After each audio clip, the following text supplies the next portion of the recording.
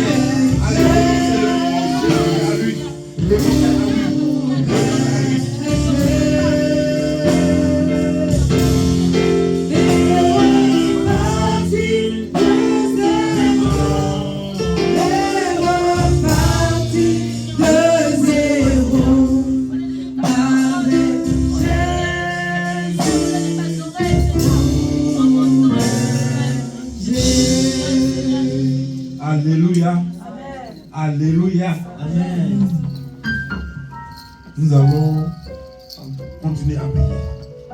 Nous allons lire Galates 5, verset 22. Mais le fruit de l'esprit, c'est l'amour, la joie, la paix, la patience, la bonté, la bénignité, la fidélité, la douceur, la tempérance. Frères et sœurs, ce qui doit nous préoccuper, c'est de porter des fruits. Les fruits dignes de notre repentance. On vient de se repentir. On vient de renoncer.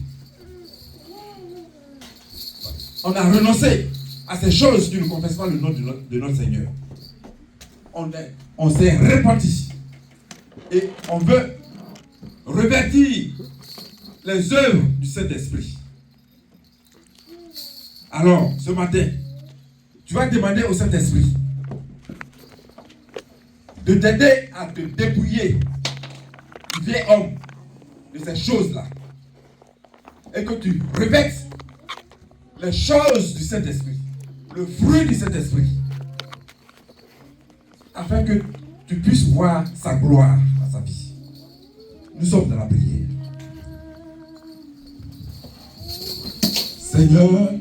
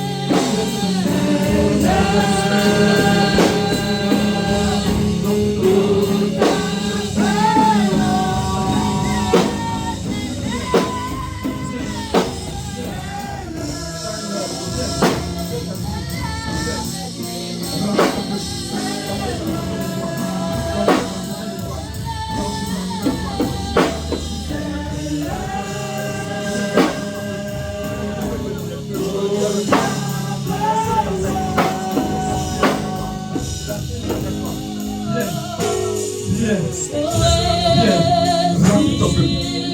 Remplis-le.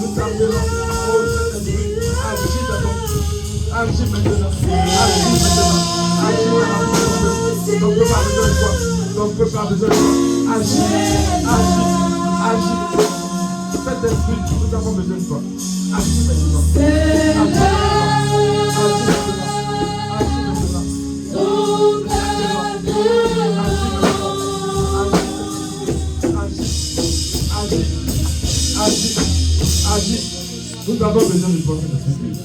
Sans toi, rien n'est possible. Manifeste-toi puissamment au milieu de ton peuple. Il a besoin de toi. Il a besoin de toi. Il a besoin de toi. Il a besoin de toi. Il a besoin de toi. Remplis-le de ta présence. Remplis-le de ta présence. Et fais ton ministère. Fais ton ministère, Saint-Esprit. Fais ton ministère. Fais ton ministère. Fais ton œuvre. Fais ton œuvre. Manifeste-toi. Manifeste-toi. Il a besoin de toi. Il a besoin de toi. Agis maintenant. Agis maintenant. Agis maintenant. Agis maintenant. Agis maintenant. Nous avons besoin de toi. Oh, ton peuple a besoin de toi. Ton peuple aspire à ta foi. Aspire à ta foi. Oh, Saint-Esprit, manifeste-toi maintenant. Nous avons besoin de toi. Agis maintenant. Oh, Saint-Esprit, nous sommes là pour toi. Nous sommes là pour toi. Oh, Saint-Esprit, c'est pour toi que nous sommes là. C'est pour toi que nous sommes là. Oh, Saint-Esprit, merci pour ta présence. Merci, Seigneur. Merci pour ce que tu fais. Merci pour ce que tu fais.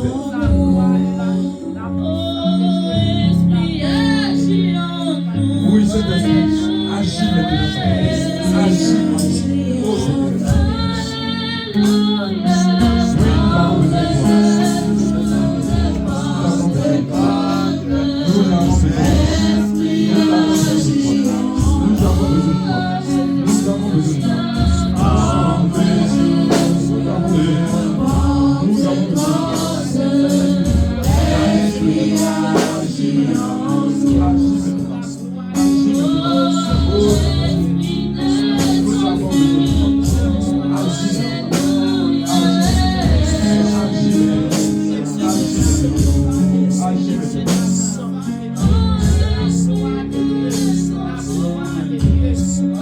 Oui, nous avons besoin de toi.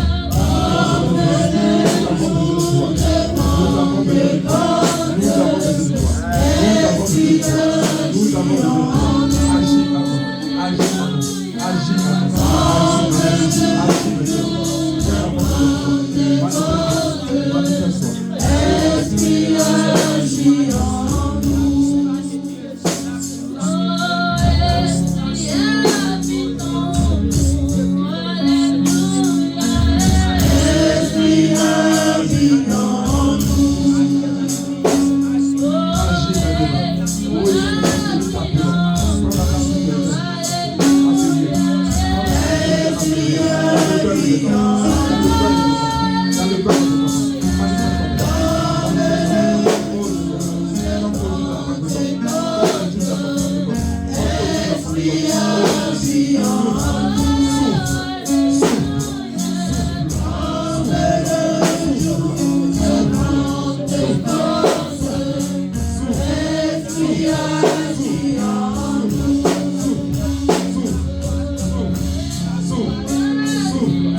toi.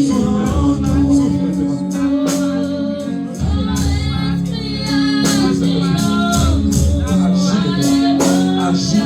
avons besoin de toi. Nous avons besoin de toi.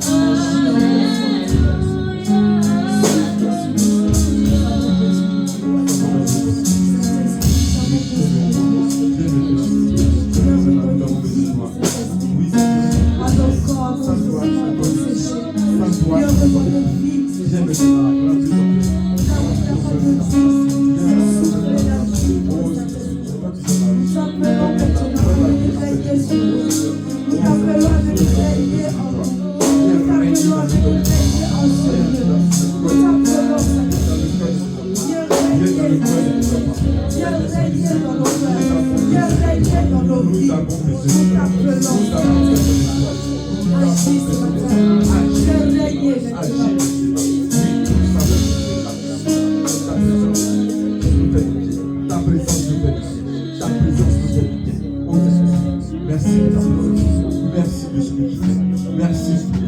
Gloire à toi.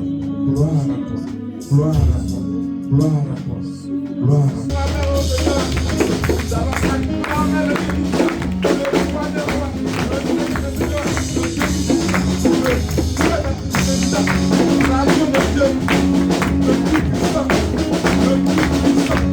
Le plus puissant, le roi des rois, le Seigneur des seigneurs, l'ancien des jours, l'ancien des jours, le Dieu puissant, le Dieu formidable, l'agneau de Dieu.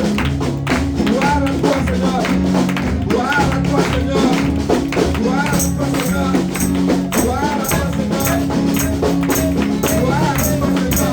Gloire à toi, Seigneur. Avant de continuer, nous allons lire ce passage de Romains 12, verset 21, 1 à 21, qui dit: Je vous encourage donc, frères et sœurs, par les compassions de Dieu, à offrir votre corps comme un sacrifice vivant, saint, agréable à Dieu. Ce sera de votre part un culte raisonnable. Ne vous conformez pas au monde actuel, mais soyez transformés par le renouvellement de l'intelligence, afin de discerner quelle est la volonté de Dieu, ce qui est bon, agréable et parfait. Par la grâce qui m'a été donnée, je dis à chacun de vous de ne pas avoir une trop haute opinion de lui-même, mais garder des sentiments modestes, chacun selon la mesure de foi que Dieu lui a donnée. En effet, de même que nous avons plusieurs membres dans un seul corps et que tous les membres n'ont pas la même fonction, de même, nous qui sommes plusieurs, nous formons un seul corps en Christ et nous sommes tous membres les uns des autres, chacun pour sa part. Nous avons des dons différents, selon la grâce qui nous a été accordée. Si quelqu'un a un don, a le don de prophétie, qu'il l'exerce en accord avec la foi. Si un autre est appelé à servir, qu'il se consacre à son service. Que celui qui enseigne se donne à son enseignement. Et que celui qui donne le fasse. Et celui qui a le don d'encourager à l'encouragement. Que celui qui donne le fasse avec générosité. Celui qui préside avec zèle. Et que celui qui exerce la bienveillance le fasse avec joie. Que l'amour soit sans hypocrisie. Ayez le mal en horreur. Attachez-vous au bien. Par amour fraternel, soyez pleins d'affection les uns pour les autres. Et rivalisez d'estime réciproque. Ayez du zèle et non de la paresse. Soyez fervents d'esprit et servez le Seigneur. Réjouissez-vous dans l'espérance et soyez patients dans la détresse. Persévérez dans la prière. Pourvoyez aux besoins des saints et exercez l'hospitalité avec empressement. Bénissez ceux qui vous persécutent. Bénissez et ne maudissez pas. Réjouissez-vous avec ceux qui se réjouissent. Pleurez avec ceux qui pleurent. Vivez en plein accord les uns avec les autres. N'aspirez pas à ce qui est élevé, mais laissez-vous attirer par ce qui est humble. Ne vous prenez pas pour des sages. Ne rendez à personne le mal pour le mal. Rachetez ce qui est bien devant tous les hommes. Recherchez ce qui est bien devant tous les hommes. Si cela est possible, dans la mesure où cela dépend de vous, soyez en paix avec tous les hommes. Ne vous vengez pas vous-même, bien-aimés, mais laissez agir la colère de Dieu, car il est écrit: c'est à moi qu'appartient la vengeance. C'est moi qui donnerai à chacun ce qu'il mérite, dit le Seigneur. Mais si ton ennemi a faim, donne-lui à manger. S'il a soif, donne-lui à boire, car en agissant ainsi, tu amasseras des charbons ardents sur sa tête. Ne te laisse pas vaincre par le mal, mais soit vainqueur du mal par le bien. Gloire à Dieu. Nous allons encore continuer dans notre prière, dans notre adoration. Nous allons passer à la louange. Nous allons encore louer notre Seigneur comme jamais. Nous allons pas de danse, par tout ce que vous avez, par des grelots, avec tous les moyens. Alors nous allons louer notre Seigneur. Il a besoin de notre louange. L'équipe de chant. Alléluia. Gloire à Jésus. Il est bon de louer le Seigneur, notre Dieu. On se lève, on se lève, on se lève, on se lève. Honorer son Saint-Nom. Nous allons nous tenir debout, chacun à sa place. Et tu vas danser comme tu n'as jamais dansé. Parce que c'est ici que nous dansons.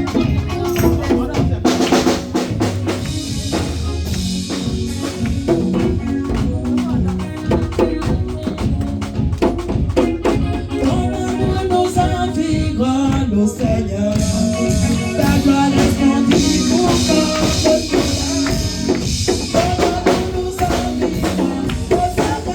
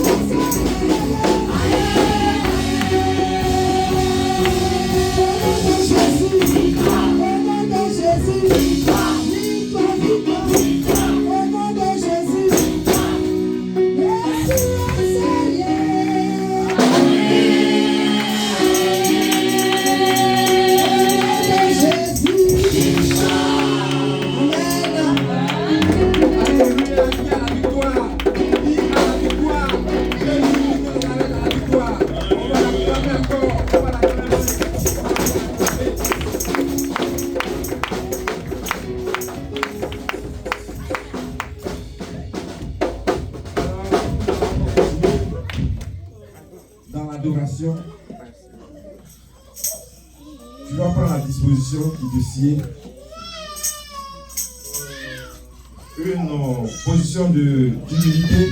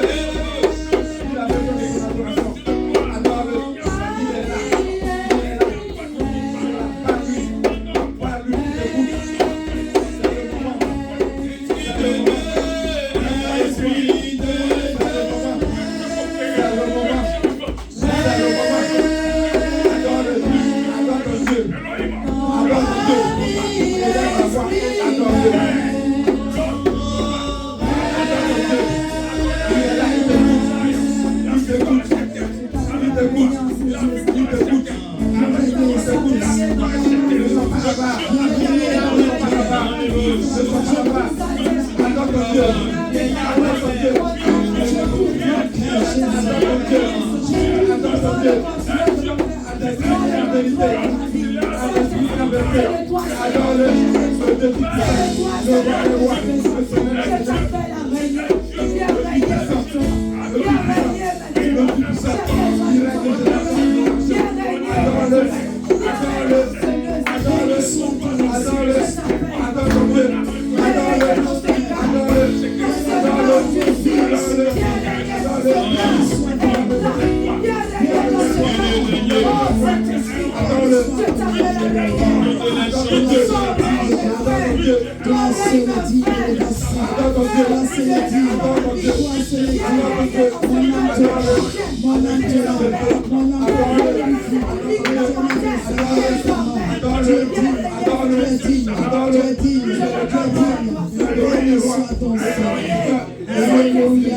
Adore Dieu.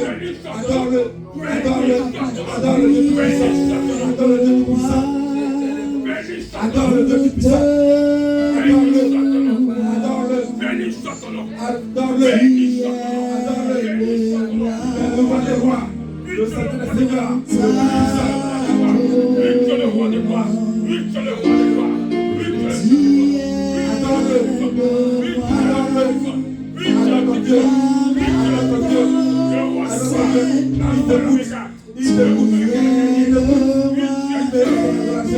Il t'écoute. Ne sois pas là-bas. Ne sois pas là-bas.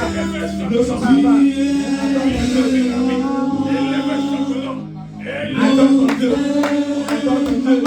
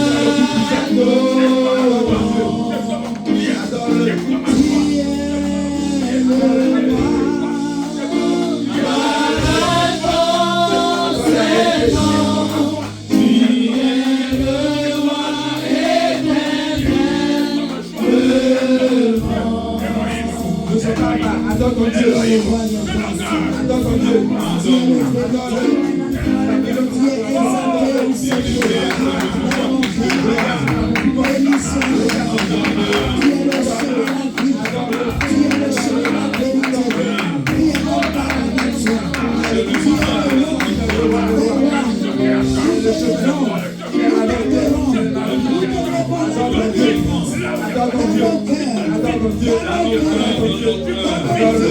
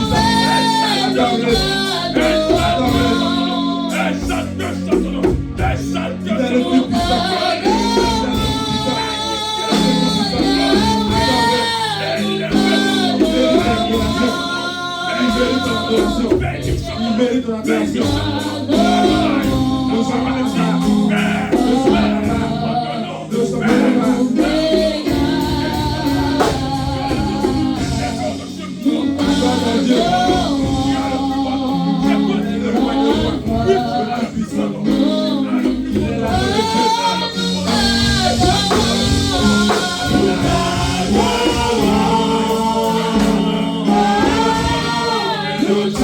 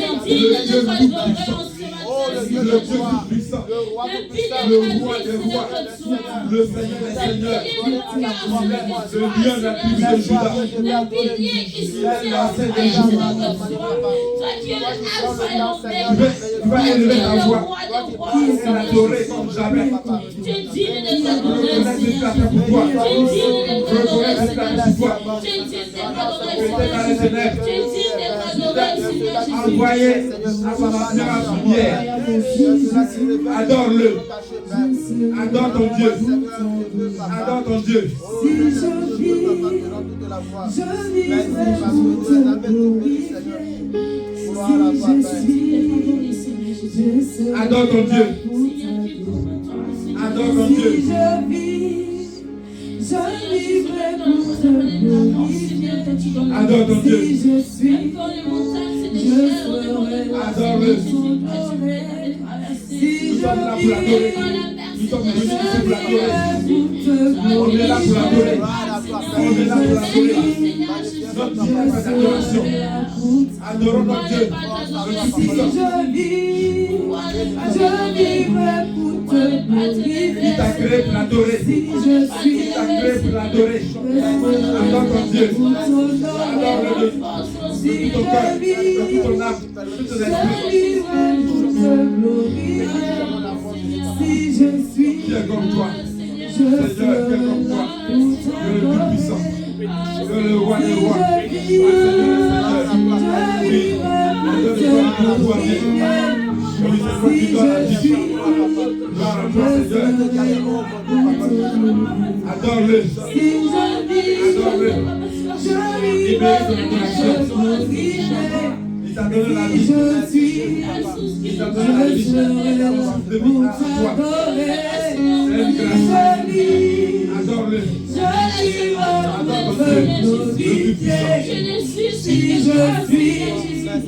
Je serai là pour t'adorer. Si je vis, Adore-le. Adore ton Dieu. Adore-le. Si je suis, Adore-le. je serai là pour t'adorer. Adore ton Dieu. Adore ton Dieu. Je vivrai pour te glorifier. Si je C'est le suis, Dieu Tout-Puissant. je serai là pour Il est assis sur son trône de gloire. Si je vis, Seigneur, c'est pour Adore-le. Si je suis, c'est pour t'adorer. Adore-moi. Je me donne, c'est pour Adore ton Dieu. la Adore vie ton que Dieu. je me donne. C'est pour t'adorer. Adore ton Dieu.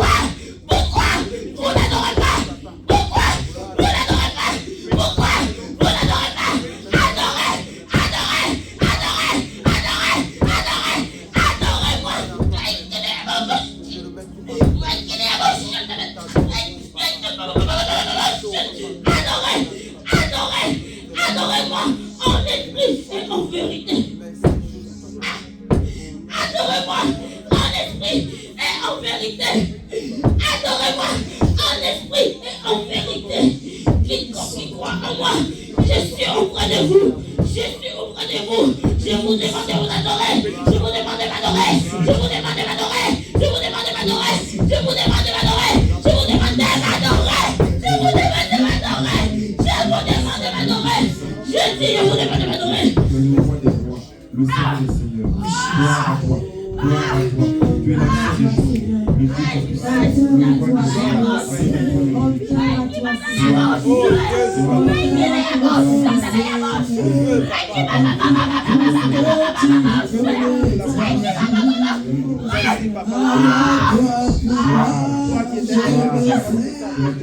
Je ne sais ce qui t'a plu en moi, Jésus, pour que tu donnes ta vie à la croix pour moi.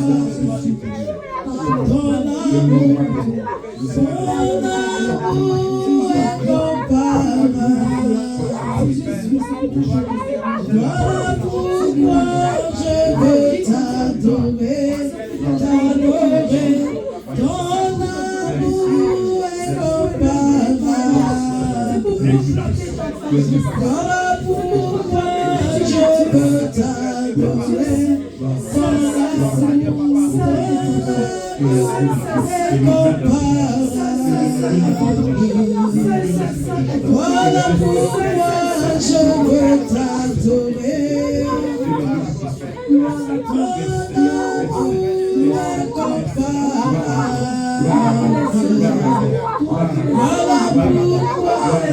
veux t'exalter. Ton amour est comparable. Voilà pourquoi je veux t'exalter. Oh, ton amour imaginable. Voilà pourquoi je veux te lever. Ton amour est comparable. Voilà pourquoi je veux te lever. Ton amour est comparable. Voilà pourquoi moi je veux t'adorer. Adore ton Dieu. Il mérite ton adoration. Il mérite ton adoration. Il t'a créé pour l'adorer. Il t'a créé pour l'adorer. Adore ton Dieu. Adore-le. Adore le Dieu Tout-Puissant. Le roi des rois. Le Seigneur des seigneurs. Le Tout-Puissant. L'ancien des jours. Adore-le. Adore-le. Adore ton Dieu. Élève la voix et adore ton Dieu. Ne sois pas en bas. Ne sois pas en bas. Ne sois pas en bas. Ne sois pas en bas. Adore ton Dieu. Il mérite l'adoration. Il mérite l'adoration. Il mérite l'adoration. Il t'a créé pour l'adorer. Il t'a créé rien que pour l'adorer. Il t'a créé rien que pour l'adorer. Adore-le. Adore ton Dieu. Adore ton Dieu. Adore ton Dieu. Il mérite ton adoration. Il mérite ton adoration. Il mérite ton adoration. Le Tout-Puissant, sois glorifié, sois magnifié. Oh Seigneur, tu es comme toi. Tu n'es pas de tout comme toi. Tu es l'unique. Tu es l'unique Dieu. Tu m'as créé pour t'adorer. Tu m'as adoré en esprit et en vérité. En esprit et en vérité. Sois glorifié, sois glorifié. Que le Tout-Puissant, que le Tout-Puissant, en donne de toi cette victoire. Gloire, gloire, gloire, gloire, gloire, gloire, gloire. Oh Seigneur, sois élevé, sois magnifié. Oui, il n'y a pas de tout comme toi. Tu es l'unique Dieu. Tu es l'unique Dieu. Tu es l'unique Dieu. Tu es le Tout-Puissant. Tu es le Dieu incomparable. Le Dieu incomparable. Le Dieu incomparable. Oh Seigneur, le Tout-Puissant. Je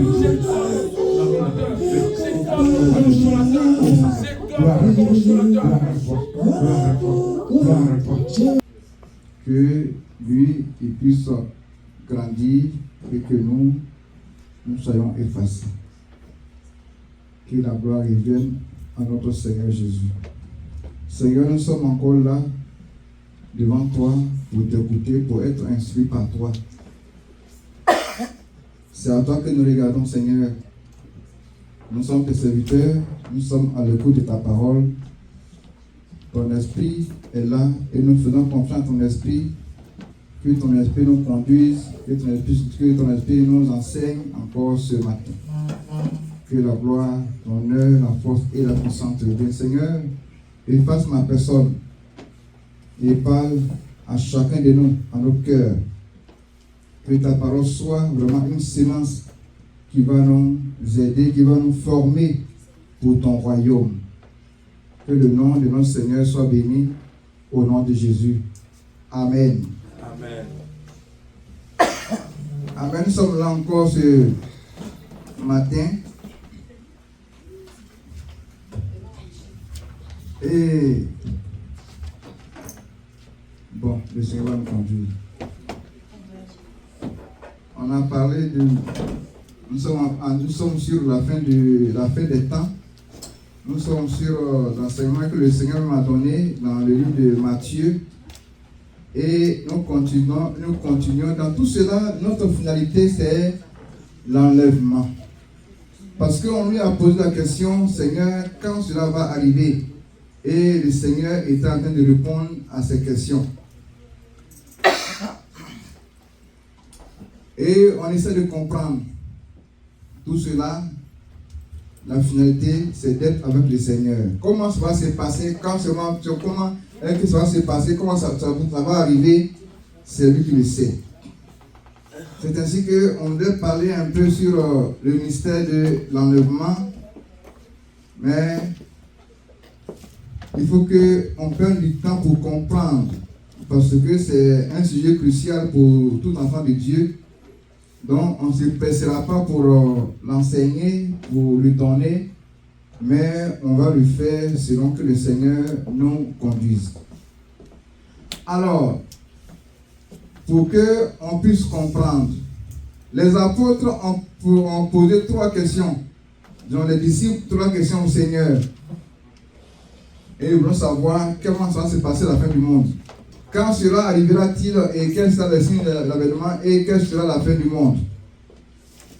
Alors, le Seigneur va répondre. Donc les disciples ont dit, quand cela arrivera-t-il et quel sera le signe de ton avènement et de la fin du monde? C'est dans Matthieu chapitre 24. Et le Seigneur, toujours, il nous met en garde. Et on était arrivé sur l'abomination et la désolation qui va s'établir dans le lieu saint. Et ainsi le lieu saint, c'est là où Dieu habite. Et la dernière fois, nous avons parlé de ce lieu saint. Et ce lieu saint, il s'avérait que c'était nous-mêmes. C'est en nous que le Seigneur habite. Et c'est en nous qu'on doit prendre garde pour ne pas que en nous, dans cet endroit-là, il y ait l'abomination et la désolation. Et on a expliqué long en large que nous sommes l'habitation de Dieu, nous sommes le temple de Dieu et c'est en nous que Dieu habite. Alors, si Dieu habite en nous là, alors comment est-ce qu'on va avoir comment est-ce qu'on va vivre cette vie-là? Mais avant d'arriver sur les questions sur l'enlèvement et le mystère de l'enlèvement, le Seigneur, il dit encore dans le verset 22 du chapitre 24 de Matthieu, qu'on va lire, je pense que c'est le verset 16, excusez-moi, c'est le verset 16. Quand il a dit, c'est pourquoi lorsque vous verrez l'abomination, l'adoration dont a parlé le prophète Daniel, établi dans les saints, que celui qui lit fasse attention. Ensuite, il dit quoi? Alors que ceux qui seront en Judée fuient dans les montagnes, que celui qui sera sur le toit ne descende pas pour prendre ce qui est dans ta maison, et que celui qui sera dans les champs ne retourne pas en arrière pour prendre son manteau. Et ensuite, il parle, il dit que malheur aux femmes qui seront enceintes et à celles qui sont en train d'allaiter en ce jour-là. Et il dit, priez pour que votre fuite n'arrive pas en hiver ni dans le jour du sabbat. Car alors, la détresse sera si grande qu'il n'y en a point eu de pareil depuis le commencement du monde jusqu'à présent, et qu'il en aura jamais, et qu'il n'en aura jamais, excusez-moi. Donc, tout cela, ça précède l'avènement de notre Seigneur Jésus. Et il dit, alors que ceux qui seront en Judée, fuient. Là, il donne l'ordre de fuir. Et après cela, il dit, celui qui sera sur le toit ne descend pas. La personne qui est dans le champ ne se retourne pas. Mais étant en Judée, il dit en Judée là, il faut que nous fuyions. En Judée, la Judée, pourquoi le Seigneur prend la Judée? Parce que la Judée, ça dérive de Juda. Et Juda qui veut dire de louange. Et ça veut dire que aussi, on veut le comparer aussi avec la maison de Dieu. Et Judée, la Judée, c'est une ville. C'est une ville dans laquelle il y a autour beaucoup de montagnes. Et c'est pourquoi il dit de fuir dans les montagnes. Si nous sommes en ville, si nous sommes en Judée, nous devons fuir pour aller dans les montagnes. Alors, je me pose la question, mais quand il dit de fuir pour aller dans les montagnes, est-ce que ça veut dire pendant ce temps-là, ce qui va arriver ne va pas arriver aussi sur la montagne? Est-ce que ce lieu-là, ce n'est pas aussi sur la terre? Qu'est-ce que le Seigneur veut nous faire savoir? Pourquoi il demande de fuir et d'aller dans la montagne? Alors, dans ma réflexion, je me suis dit, mais la montagne, ce que je sais, c'est qu'à chaque fois que le Seigneur a quelque chose à dire à son peuple, à ses disciples, il se retire sur la montagne. Sur la montagne des Oliviers. Et il dit, étant assis sur la montagne, mais en fait, ce n'est pas une montagne où on est assis là-bas et puis on se demande comment on fait pour monter sur cette montagne-là. Mais c'est que quelle que soit la longueur de la montagne, il y a un endroit où il faut passer pour arriver à la montagne. Alors, cette montagne, c'est quoi? Qu'est-ce que nous voulons dire? Il veut nous faire savoir en nous disant de fuir et d'aller à la montagne. Ça veut dire que lorsque nous fuyons la Judée, qui est une ville dans laquelle les gens habitent, si nous fuyons, c'est que nous allons vers le Seigneur, nous allons vers Dieu, parce que le Seigneur se trouve dans la montagne. Et dans la montagne, nous pouvons faire beaucoup de choses. Très souvent, quand on a envie de gêner, de se retirer, on dit je vais sur la montagne. Donc ça veut dire qu'à ce moment-là, il faut que notre recherche du Seigneur soit vraiment forte devant nous. Parce que c'est à la montagne que nous cherchons la face de Dieu. C'est à la montagne que nous rencontrons avec le Seigneur. C'est à la montagne que nous rencontrons Dieu. C'est ainsi que c'est un chant qui dit: je vais monter sur la montagne, c'est là que l'on rencontre Dieu.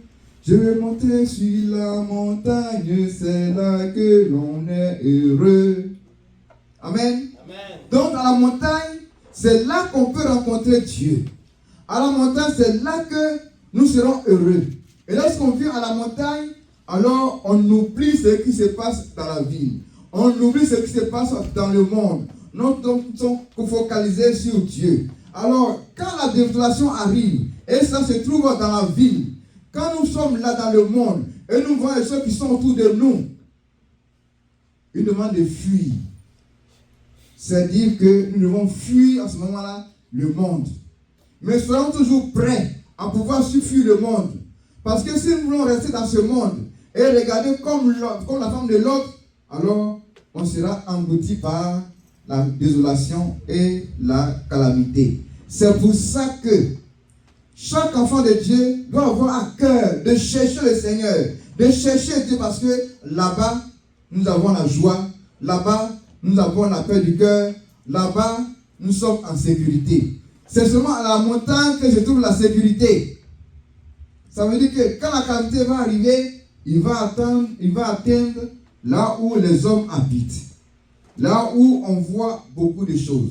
Là où on voit le monde agir. Et nous devons vivre à contre-courant. On ne doit pas vivre comme le monde vit. On ne doit pas faire comme le monde le fait. Et c'est pour ça que le Seigneur demande de ne pas vivre comme le monde le fait, de sortir du monde. Cela ne veut pas dire qu'on va laisser cette terre et on va l'habiter ailleurs. Alors quand le Seigneur nous demande d'aller à la montagne, c'est parce que là-bas se trouve le Seigneur. C'est là qui est la demeure de Dieu. Donc il faut que tout le monde, chaque enfant de Dieu, cherche à aller à la montagne, cherche à s'approcher du Seigneur, parce que c'est là que se trouve la solution. C'est que c'est là que le Seigneur se trouve. Et Dieu nous oriente toujours là où il se trouve, parce qu'avec lui, nous avons toutes choses. Avec lui, nous avons la joie. Avec lui, nous avons la paix. Et ainsi, nous cherchons premièrement le royaume de Dieu en allant sur la montagne. Amen. Alors la ville de Judée, que Juda qui est la louange, c'est là que le Seigneur se trouve. Et il dit de fuir. De fuir. Il dit que celui qui est sur le toit ne descend pas pour prendre ce qui est dans la maison. Cette personne qui est pressée sur le toit, qu'est-ce qu'il fait sur le toit? Qu'est-ce qu'il fait là-bas sur le toit? Et on dit, quand cela va arriver là, qu'il ne descende pas pour prendre quelque chose qui est dans la maison. Les deux idées qui vont venir, ça veut dire, pour celui qui est dans le champ là, qu'il ne se retourne pas pour dire qu'il va prendre son manteau pour mettre sur lui. Ça veut dire les deux choses, les deux idées ont une même signification. Ça veut dire que nous devons être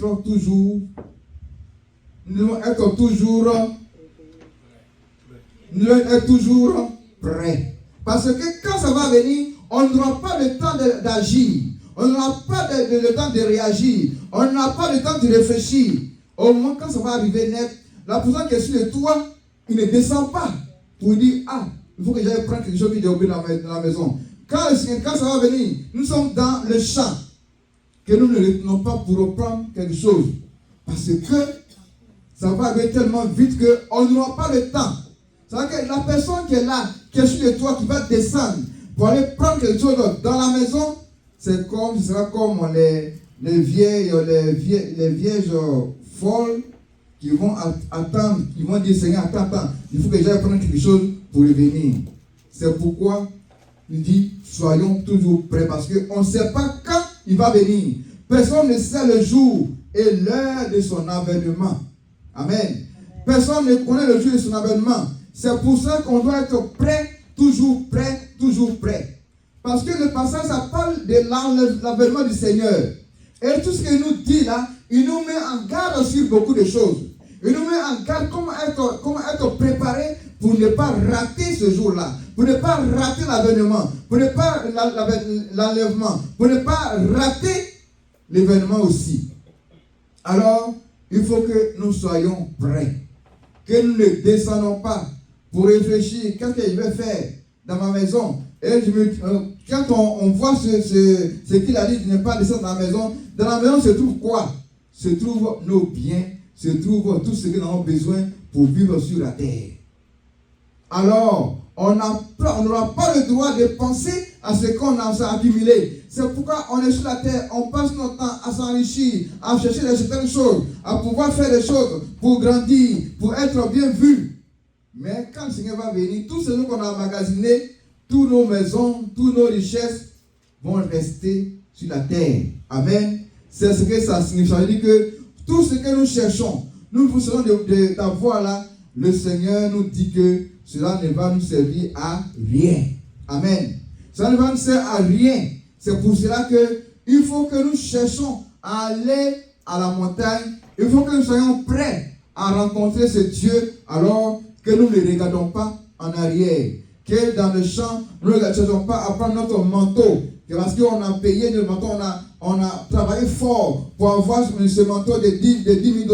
On a travaillé fort pour avoir cette maison. On a travaillé fort pour avoir cette voiture. Mais le Seigneur dit que ça, quand ça va arriver, on n'aura plus besoin de ces choses. Amen. Amen. On n'aura plus besoin de ces choses. Alors, ça veut dire que nous devons toujours être prêts pour ce jour-là, ce grand jour qui va arriver. Amen. Alors, il dit malheur aux femmes qui sont enceintes ou celles qui allaitent. Et ensuite il dit de prier pour que la fuite là ne soit pas en hiver et ni le jour de sabbat. Ici, c'est vrai qu'on peut expliquer pour savoir certaines choses sur l'hiver, sur le sabbat, mais ici le Seigneur nous dit que de prier. Et si on prie, quelque chose va se passer. Il dit, on ne peut pas empêcher que cela arrive. Ça va arriver effectivement. On ne peut pas prier pour que ne pas que ça arrive. Mais on peut prier pour que l'arrivée soit retardée. On peut prier pour varier un peu le moment que ça va arriver. Mais on ne peut pas prier pour que cela puisse arrêter. Amen. Amen. Nous prions. Quand on est malade, on prie pour être guéri. On prie pour certaines choses. C'est vrai, le Seigneur va nous guérir, il va nous faire des choses, mais ça ne veut pas dire que quand on va prier, là, la mort ne viendra pas. Mais non. Vous voyez. Mais il dit de prier pour ne pas que cela, notre fils soit en hiver. Et nous savons qu'en hiver, il y a beaucoup de choses qui se passent. En hiver, il y a des difficultés qui arrivent. Le jour de sabbat, c'est le jour du Seigneur où on est à l'église. C'est-à-dire qu'on est à l'église. Mais quand on vient ici, est-ce qu'on peut avoir l'idée qu'au moment où on est ici en train de louer le Seigneur, est-ce que le Seigneur va venir au moment où on sera en train d'aller à l'église ou bien de se reposer? Bon, en fait, dans le temps, le jour de sabbat, on le met en profit pour servir le Seigneur. Et on dit le jour de sabbat, là, ils ne font rien d'autre, ils ne font aucun ouvrage. Et si ce jour-là, c'est vrai qu'on va venir louer le Seigneur, mais après ça, lorsqu'on est à la maison, qu'est-ce qu'on fait au jour du sabbat? Ça arrive que ce jour-là, c'est un jour de distraction. Le jour où on se repose. Parce que ce jour-là, ça veut dire, le sabbat veut dire le repos. Est-ce qu'on va s'asseoir pour se reposer? Et quand on s'assoit pour se reposer, on s'assoit pour se divertir. On s'assoit pour s'amuser. On s'assoit pour faire nos activités. Mais tout le monde sait que quand on s'assoit, que l'on ne fait rien, c'est vraiment un danger. C'est pourquoi il dit, il ne faudrait pas que ça soit dans ces jours-là. Tout le monde sait que c'est lorsque David était à la maison, il ne faisait rien, il était assis, sans au moment-là que le malheur, le péché est arrivé. Quand les enfants d'Israël ils sortaient de l'Égypte, le jour où ils ont commencé à se distraire, à s'amuser, à danser, à se défouler, c'est là qu'on a parlé du péché du veau d'or. Donc, ces moments-là sont les moments qu'on doit faire attention. Lorsqu'on quitte la maison de Dieu, lorsqu'on est en train de se distraire, de faire certaines choses, n'oublions pas que le Seigneur pourrait venir à tout moment. Donc nous devons veiller sur notre vie. Nous devons veiller notre manière de faire. Veiller sur notre manière d'intervenir dans certaines choses. Amen. Amen. Alors, tout cela, ça arrive vers comment être prêt pour l'enlèvement. Comment être prêt pour l'enlèvement. Mais pour que nous parlons un peu de l'enlèvement qui va venir, j'aime bien, il y a une certaine chose, en parlant de prière ou en priant, le Seigneur peut modifier sa façon de faire les choses. Dans le verset 22 du chapitre 24, il dit, « Et si ce jour n'était abrégé, personne ne sera sauvé, mais à cause des élus, ces jours seront abrégés. » Amen. Ces jours seront abrégés à cause des élus. À cause des élus. Je vais paraphraser l'endroit parce que dans le même chapitre de 24, il dit que en parlant des tromperies, il dit au point de séduire, s'il était possible, même les élus. En cela, je vais rassurer, on va rassurer le peuple de Dieu pour dire que ce mot où il a écrit s'il était possible là, c'est un mot qui doit réconforter tout enfant de Dieu. Ça veut dire s'il était possible, ça veut dire que ce n'est pas possible que les élus soient séduits. Amen.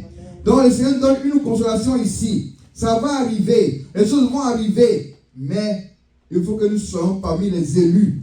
Parce que les élus ne seront pas séduits. Les élus ne seront pas partis de tous ces gens-là qui vont être perdus. Parce que le Seigneur va venir et il va venir pour prendre ces élus et ils ne seront pas perdus. Amen.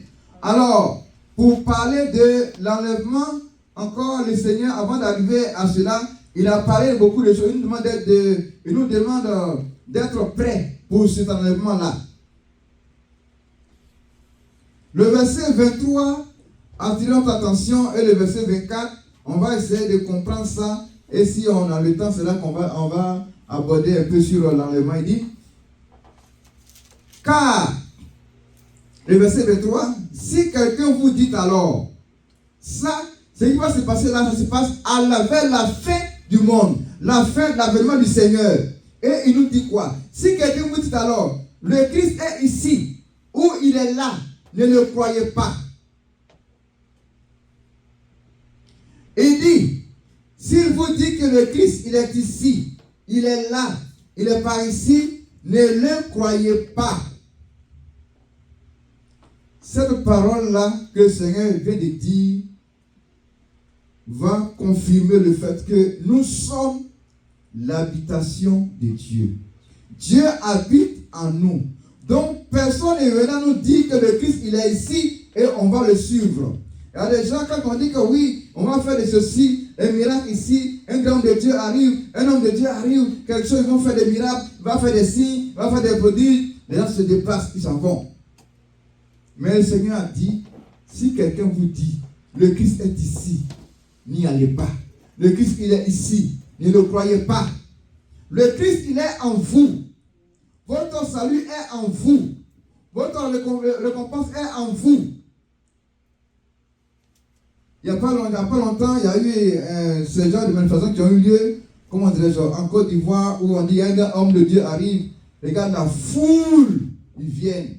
Qu'est-ce qu'ils viennent chercher en réalité? Si on pose la question à ces gens-là, ils vont venir qu'ils sont venus pour chercher le Seigneur, pour chercher Christ, pour chercher des signes, pour chercher des miracles. Mais Jésus nous dit que si on vous dit, le Christ il est ici, n'y allez pas. Il n'est pas là, n'y allez pas. Parce qu'il n'est pas là-bas. Parce que je vous ai dit la dernière fois que le Seigneur ne se trouve pas dans le temple de la maison qui est faite par les mains d'hommes. Il habite en nous. C'est pour cela que lorsque nous venons à l'église, ne disons pas que parce que moi j'appartiens à telle église, alors je suis sauvé. J'appartiens, je suis tel homme de Dieu, alors je suis sauvé. Non. Parce que ta manière d'être sauvé dépend de ta détermination entre toi et ton Dieu. Parce que le Seigneur ne viendra pas pour prendre une dénomination, pour prendre un groupe de personnes, mais il vient pour prendre l'individu.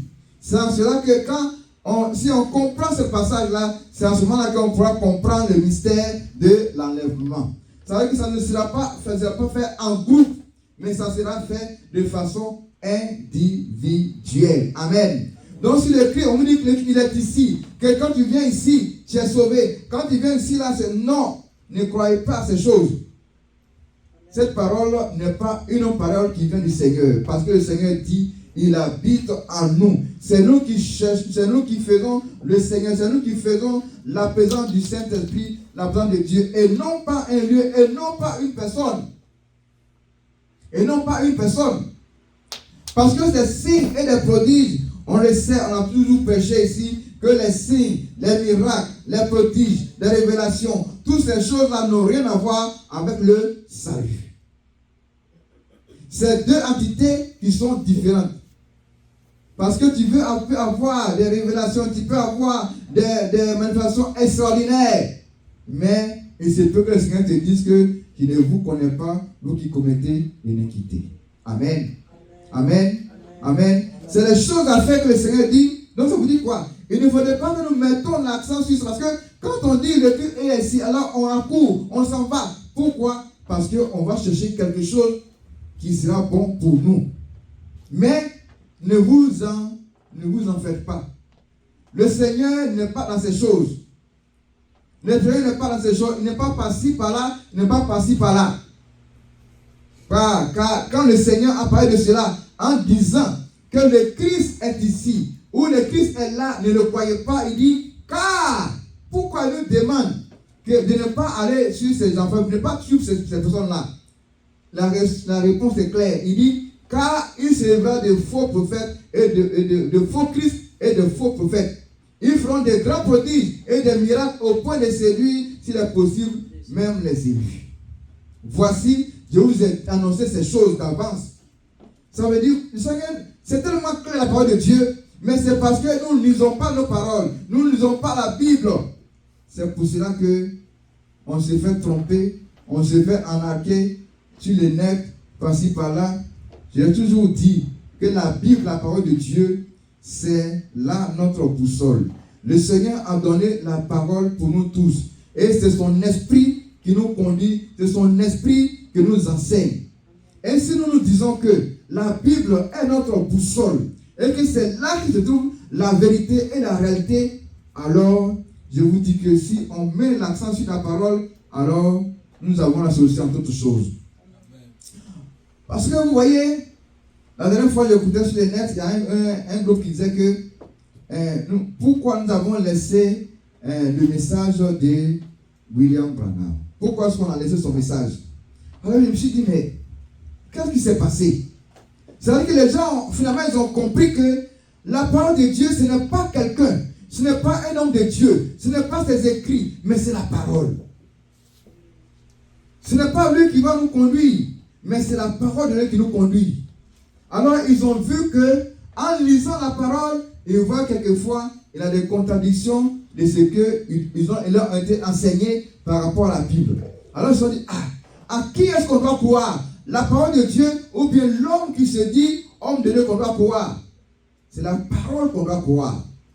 Donc, quelle que soit la personne, quel que soit son charisme, quelle que soit sa puissance extraordinaire, ce qui est important, c'est la Bible et c'est la parole de Dieu.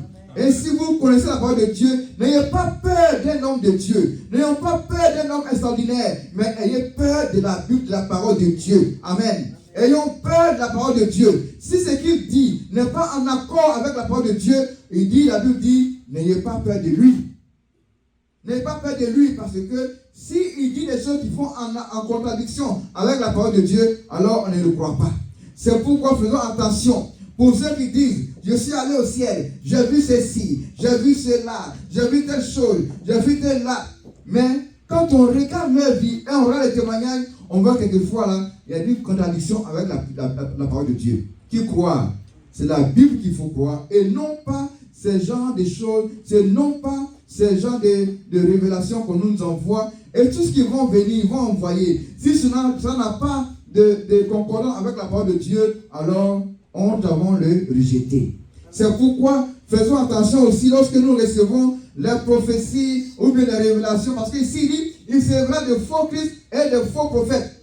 C'est pourquoi Jésus dit qu'il y a des messages qu'on n'a pas à discuter, on n'a même pas à s'intéresser.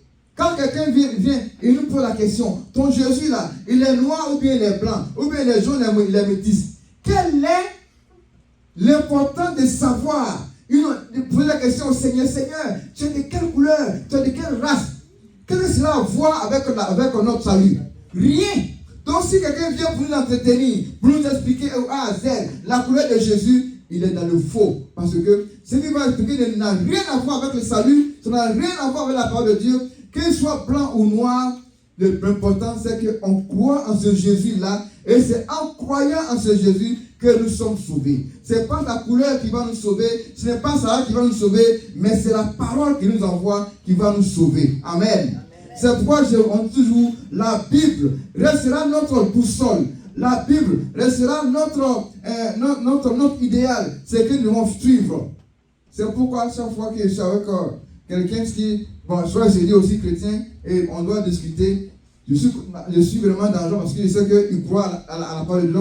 C'est avec la Bible que nous décortiquons la parole de Dieu. C'est avec la Bible que nous enseignons. Donc si eux, ils enseignent avec la Bible, nous aussi, c'est avec la Bible. Donc c'est avec la Bible qu'il faut discuter. Un jour, il y a mon frère c'est un cousin qui est venu me voir et il dit que tu sais que le péché d'Adam et Ève là, c'est-à-dire que c'est un rapport sexuel entre le diable et Ève. Et c'est avec le rapport là que Caïn est né. Il dit, ah bon? Il dit oui. Il n'est pas d'accord. Prenons la Bible. On a vu la Bible dans Genèse. Et il est dit dans la Bible, Adam connut Ève sa femme. Elle conçut et enfanta Caïn. Et elle dit, j'ai formé un homme avec l'aide de l'Éternel. Il me dit, ah bon? Oui. C'est ce qui est écrit dans la Bible. En cela, il y a toute discussion. Il croit avoir reçu une révélation. Mais cette révélation est en contradiction avec la Bible. En contradiction avec la parole de Dieu. C'est pour ça que nous devons lire la parole. Nous devons comprendre la parole de Dieu. Parce que le Seigneur, il a dit que quand l'Esprit sera venu, l'Esprit va nous conduire. Il va nous enseigner sa parole. C'est pour cela que dans nos différentes églises, les cours théologiques, les écoles théologiques là, ne nous disent absolument rien parce que c'est le Saint-Esprit qui nous enseigne. Ce n'est pas la connaissance humaine qui va nous envoyer au ciel, mais c'est la parole de Dieu qui va nous envoyer au ciel. Quel que soit ton éruditisme, quelle que soit ta connaissance extraordinaire, quel que soit que tu récites la Bible de Genèse jusqu'à l'Apocalypse, si ce que tu dis n'est pas en accord avec la parole de Dieu, la Bible dit, ces personnes-là, n'ayez pas peur d'eux. Amen. N'ayez pas peur de ça. Pourquoi? Il faut que la Bible soit notre boussole. Ça soit une connaissance. Alors, la prochaine fois, quand je dis encore la prochaine fois, quand on va parler ainsi sur l'enlèvement, sur ce qui va se passer, le mystère de l'enlèvement, alors on comprendra ces choses. Parce que si tu es dans le faux, si tu es avec un faux prophète, si tu es avec un faux enseignant, si tu as des choses qui sont fausses, qui sont dans la parole de Dieu, qui croient à ces choses-là, tu ne peux pas être enlevé. Et ça, je ne le dirai pas avec, par rapport à une expérience, mais on va le lire nous-mêmes. Et chacun va lire, et chacun va tirer sa conclusion pour comprendre ce qui va se passer réellement. Parce que beaucoup de choses se sont dites sur l'enlèvement, sur les révélations de beaucoup de choses, mais c'est quoi qui est la vérité? C'est quoi qui est la vérité? Alors, ce frère-là, quand je lui ai parlé de cette révélation sur Caïn, alors, il a arrêté de m'agacer. Il m'a dit, ah non, donc c'est pas la peine. Et la discussion c'était fini. C'était fini parce que, et ça, vous allez rencontrer beaucoup de personnes qui vont prendre la Bible et vont vous dire autre chose, mais donnez toujours la réponse, la bonne réponse. Amen. Amen. Et comme dans cet endroit-là, dans cette église aussi, j'ai fait, je crois, 6 mois là-bas. On était ainsi lorsque ma belle-sœur Cathy nous a appelé. Vous me dites que oui, il y a un brahmiste là qui l'a mis à tout moment, qu'il lui parle de cette chose. Il dit, bon, Cathy, reste tranquille. Je te donne des versets et tu vas le confronter dans vos disputes. Et quand j'ai donné ces choses, parce que ces gens-là, c'est pas, mais ils sont tellement éloquents, si tu ne fais pas attention, ils vont détourner tes pensées et puis tu vas croire que ce qu'ils disent là, c'est là qui est la vérité. Et lorsque je lui ai parlé, J'ai parlé avec elle. Alors, quand il a mis ça en pratique et il allait discuter avec cette personne-là, la personne n'est plus revenue. Amen. Alors, il a vu la victoire sur ce. Il dit, mais il ne faut pas croire ce qu'il te dit. Crois ce que la Bible te dit et non pas ce que lui, il te dit. Ce peuple-là, c'est un faux prophète. Quand le Seigneur nous a dit, il va avoir des faux. Mais c'est par la parole qu'on va les découvrir. C'est par la parole que nous allons les découvrir. Donc, il a mis la prochaine fois, comme il le dit encore, les textes qu'on va lire, et je vais vous donner ce verset-là, ce passage qu'on va étudier la prochaine fois où tout est là-dedans. Il y a 2 Thessaloniciens chapitre 4. 2 Thessaloniciens 4, verset 13 à 18. 2 Thessaloniciens 4, verset 18. 4, 13 à 18. Matthieu 24, verset 30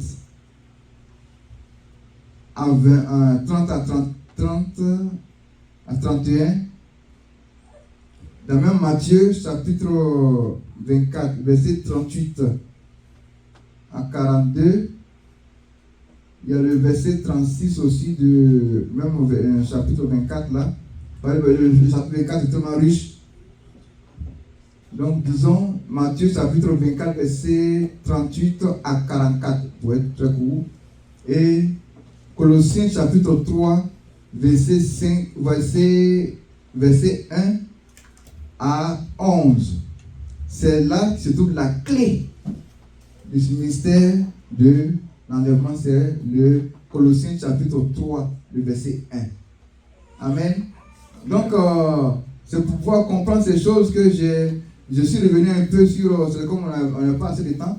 Donc, c'est pourquoi je suis revenu sur ça, pour que la prochaine fois on puisse comprendre, vraiment qu'on prenne le temps pour un temps assez long, pour expliquer réellement l'enlèvement et l'avènement de notre Seigneur Jésus. Amen.